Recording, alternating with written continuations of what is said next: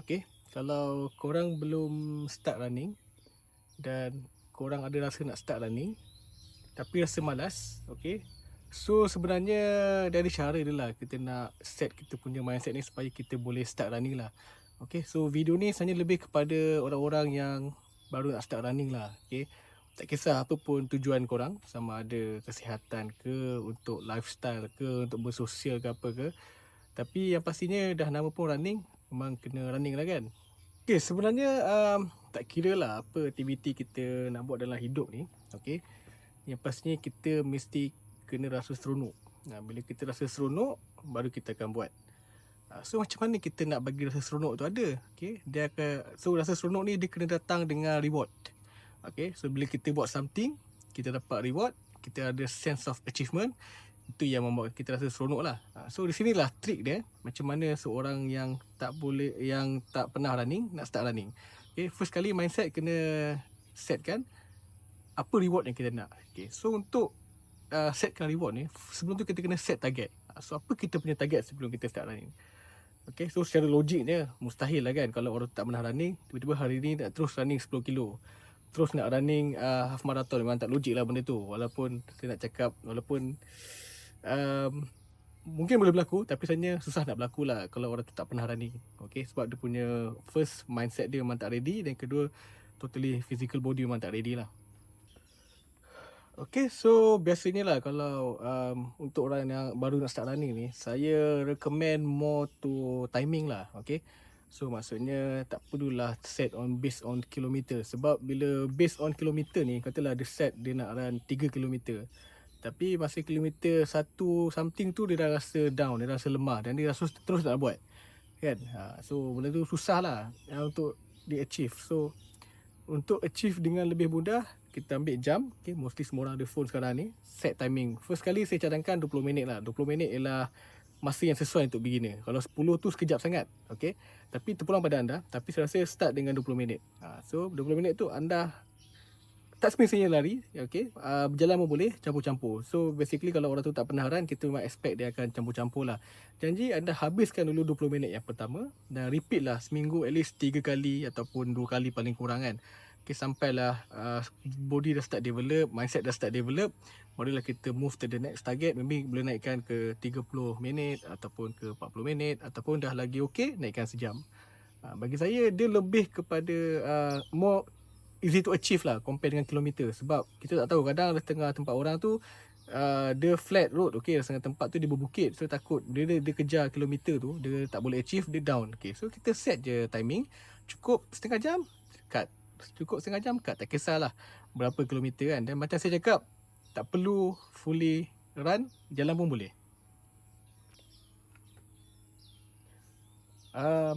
Macam baru-baru ni kan, saya ada upload satu video yang saya run half marathon, 2 minit run, 1 minit walk. Okay, itu pun satu cara lah yang sesuai digunakan selepas anda dah achieve something. Maksudnya kalau tadi fasa pertama timing tu dah berjaya, anda boleh try set timing yang jenis macam ni lah, iaitu set lah maybe dalam seminit lari, 30 saat jalan, ataupun seminit lari, seminit jalan pun okey. Jadi habiskan dia punya timing tu. Okay, so daripada video tu saya nak tunjukkan, even saya lari 2 minit, saya jalan seminit, tapi saya punya half marathon dapat bawah 2 jam 45. Which mean lagi better lah daripada setengah result half marathon saya, faham tak?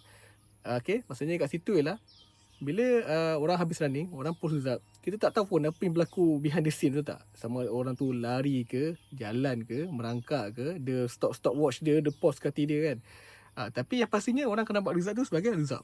Tapi sebagai training, no issue lah. Terpulang lah pada individu tu. Kalau dia rasa nak show off dia laju, dia main stop watch, suka hati dia lah. Bukan kita punya problem pun.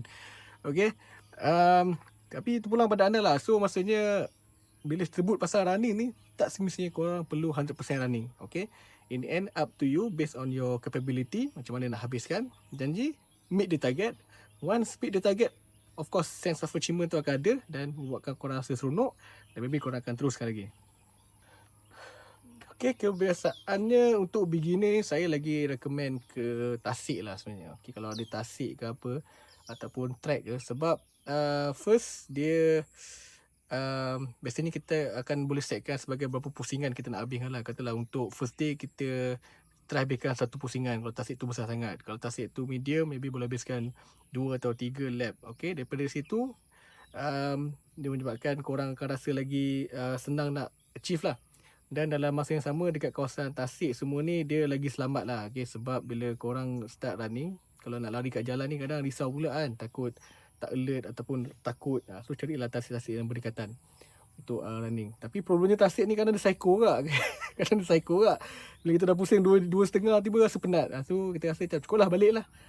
So itu pun psycho kak. That's why saya cakap set timing lah sebenarnya. Walaupun lari kat tasik, set timing. Tapi bila saya cakap lari kat tasik ni, takut nanti orang bagi alasan pula. Rumah saya jauh dengan tasik lah. Rumah saya tasik tak cantik lah. It's okay. Cari je mana-mana tempat yang kurang trafik. Okay, kawasan perumahan kan adanya, ada kawasan berpagar ke apa, ataupun kawasan-kawasan perumahan yang, ataupun cari kawasan-kawasan yang tak banyak kereta. Okay, yang agak tenang. Dan bolehlah lari situ. Dan of course, pertama jangan rasa malu. Okay, jangan rasa segan. Mungkin korang nampak tengah-tengah running tu, korang nampak ada orang lari pace 5, pace 4. Biarkan dia. Maksudnya, dia nak capai level tu pun bukan sekejap lah. Mungkin bertahun-tahun ni ambil kan. Korang baru nak start bulan ni, hari ni. Of course lah, memang tak boleh match lah. Dan tak perlu rasa malu. Sebab actually runner yang sebenar dia tak pernah judge pun berapa orang tu lari. So, betul tak? Bagi dia macam, okay, welcome to the club. That's the right attitude lah actually. Okay, tapi kalau orang tu judge, that mean dia ada problem. Dan macam saya cakap lah, abaikan lah. Tu je lah. Okay, kalau untuk kasut pula, okay, anda tak perlulah ikut dengan review-review daripada YouTubers, daripada review-review kat track ke apa pasal kasut ni. Okay, yang pasti first kali kasut ni belilah ikut kemampuan ataupun ikut je yang anda rasa tak rugi. Sebab ialah anda pun tak tahu kalau anda start running, tiba-tiba anda rasa running tak kena dengan jiwa.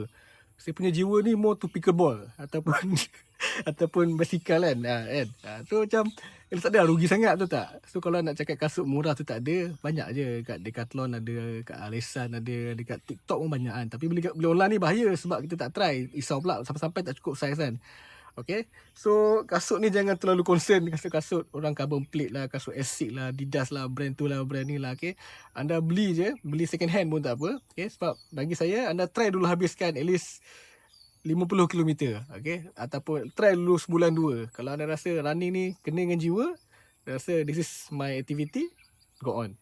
Barulah boleh start Ricky lah kasut yang okay kan. Tapi itu pun anda kena tahulah kasut apa yang sesuai dan apa function. Jangan tengok based on brand dengan cantik lah. Okay, so selepas 2-3 bulan tak okay juga, tak apalah, pergilah beli pickleball punya bag tu. Okay, dari segi jam running, okay, jam running pun ada je yang milik sekarang, yang bawah 100 pun ada, betul tak? Okay, so tak perlulah nak terikut dengan brand-brand yang big, Garmin lah, Coros lah, apalah, Amazfit lah, apa kan. So sekarang ni sama juga macam tadi, kalau jam apa yang anda boleh pakai tu boleh pakailah. Tapi kalau rasa macam okey lah, kadang-kadang kita ni untuk membuat kita rasa safe reward, kita perlu beli something, betul tak? So kita cakap okey lah, kita beli jam ni sebab kita nak running. Macam saya dulu pun, waktu saya nak serius running, saya beli jam Coros. Okay, tapi memang benda tu lebih kepada itu pun lepas dah banyak running event saya masuk lah. Saya rasa okay lah, saya perlukan timing yang lagi serius dan accuracy yang lagi tepat lah. Sebab jam running saya masa tu tak apa tepat accuracy dia. Kadang saya lari pace 4, memang tak logik lah masa tu. Okay, so saya belilah jam Coros yang okay. Tu maksudnya tak perlu concern sangat pasal jam. Okay, dan kalau tak nak beli berapa pun boleh. Dekat dekat dalam phone pun ada banyak apps kan. Apps running free je. Strava ada, Adidas, Nike, Asics, semua dia ada dia punya brandnya timing. Okay, dan third party pun banyak. Just guna tu pun dah cukup lah. Tapi just in case kalau download apps pun malas, apa pun malas, guna cara old school lah, stopwatch lah. Okay. Tapi sebenarnya apps tu penting lah. Okay, salah satu benda yang triggered sense of achievement ni ialah data dan record. Okay, so bila anda ada running data, okay, katalah anda start run, tiba macam sebulan tengok, bulan ni lari 60 km lah, satu yang tak pernah achieve. So benda tu pun akan membuatkan rasa seronok. Lagi best anda rasa, hari ni aku run 2 km, sebelum ni 20 minit, hari ni boleh buat 15 minit. Pun sense of achievement. That's why apps tu penting lah. Okay, memang zaman sekarang ni phone, teknologi, apps semua ni memang tak boleh dipisahkan. So sama juga dengan running. Record je, okay. Anda nak share tak share dekat media sosial tu pulang pada anda. Tapi bagi saya, who cares, share je lah kan. Kan. Okay, so last kali saya nak cerita pasal untuk beginner ni ialah injury lah. Okay, so anda kena ingat anda punya muscle tak cukup build up lagi. Kecuali sebelum ni anda memang bersukan, anda memang main basikal lah, main bola ke, main badminton, ataupun any activity lah kan, basikal ke apa. So kalau badan dah kuat tu okey lah, maybe boleh cepat adapt lah. Tapi kalau anda yang tak pernah run, tak pernah bersukan, start slow-slow. Jangan push. Okay, jangan tengok orang upload, orang boleh lari 5 kilometer 20 minit. Kita pun sibuk nak kejar pace kan. So tak perlu, sebab kita kena jaga injury. Sebab once bila injury tu berlaku, kita sakit kaki, first dah start seronok. Dan kedua, dia dah stopkan momentum tu. Momentum untuk bersukan tu lah. That's why buat je ikut kemampuan. Kalau rasa hari ni target 5 kilo tapi rasa boleh buat 3 je, so kaki sakit, ankle sakit, stop. No one cares. Okay, jadi anda tahu anda punya condition. Okay, dan tak perlu terlalu hype lah. Bila tengok orang share, kita pun rasa nak share, FOMO lah macam kan zaman sekarang ni. So benda tu tak diperlukan lah. So make sure be careful dengan apa ni, dengan injury ni lah. Sebab injury ni biasanya akan menyebabkan orang akan stop momentum dan orang takkan buat lepas tu. Okay, so akhir kata bersukan lah. Okay, sebab tak ada saya gunakan term bersukan lah. Saya tak cakap running sebab banyak je aktiviti bersukan lah selain pada running ni. Tapi whatever it is, if you don't care about your body and your health, no one will lah. Tak ada orang peduli pun. So kita yang bertanggungjawab atas kita punya kesihatan dan kita punya kecergasan. Okay, dan macam saya cakap sebelum ni, saya ulang banyak kali dah. Sama ada kita run atau tak run, one day kita akan mati lah. Okay, kita cakap orang yang bersukan ni sihat, kadang dia pun bersukan-sukan tengok dia masalah kesihatan kan.